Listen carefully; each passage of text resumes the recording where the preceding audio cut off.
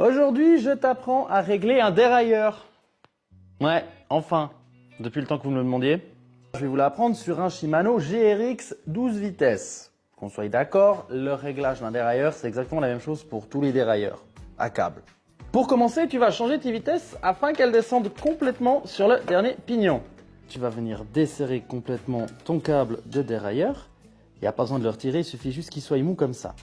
Ensuite de ça, tu vas venir resserrer ta molette complètement pour qu'elle se retrouve en butée.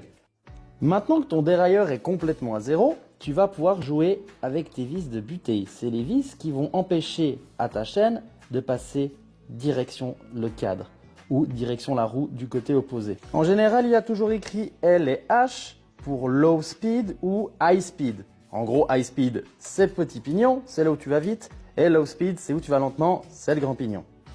Lorsque je joue avec la vis justement high speed, tu vois que le dérailleur il bouge pour s'aligner justement parfaitement avec ton pignon. Si par hasard ton pignon n'est pas aligné avec ton galet de dérailleur, ça va faire du bruit, les vitesses vont mal passer et ça va être la merde. En gros, il faut vraiment que ton pignon soit aligné avec ton galet de dérailleur. Comme ça, t'évites de péter ton cadre ou de péter ta jante. Maintenant, on va procéder à la même chose de ce côté. Donc, pour ce faire, il faut simplement tourner et pousser ton dérailleur jusqu'ici. Si tu peux aller plus loin, tu vas entendre un bruit comme ceci et tu vois la chaîne qui a envie de foutre le camp. Du coup, à ce moment, tu viens resserrer un tout petit peu ta butée. Et puis là, tu peux pousser tout ce que tu veux, tu ne vas pas dérailler. Maintenant, pour la tension de câble, c'est hyper con. Vu que ton câble est déjà dans son logement, tu n'as qu'à tirer, pas trop fort comme un débile, et tu viens juste resserrer comme ceci. Voilà.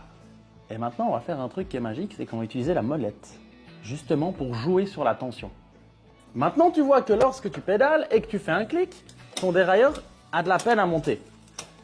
Et à ce moment-là, tu vas venir tendre ton câble à l'aide de la molette qui se situe là. Et maintenant, tu vois que ton dérailleur, il monte tout seul.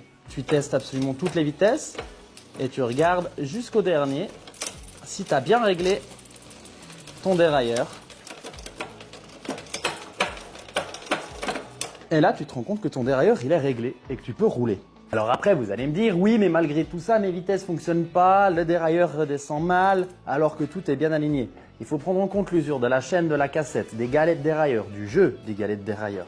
Également, ton câble et ta gaine.